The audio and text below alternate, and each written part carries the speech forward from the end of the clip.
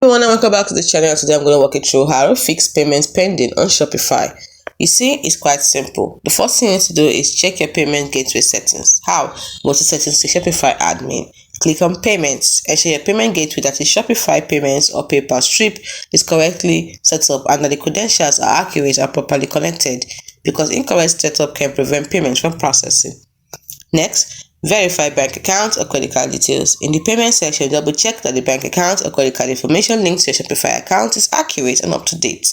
Expired cards or incorrect details will cause payment issues. Next, you can review fraud filters and verification. You see, Shopify or your payment provider may flag transactions for review if they suspect unusual activity. To check for any notifications or requests for additional verification in your Shopify admin.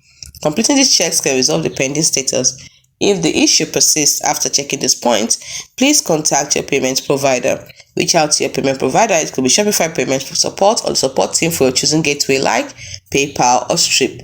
They can provide specific insight into the processing status and any potential issues on their end. By systematically checking these areas, you should be able to identify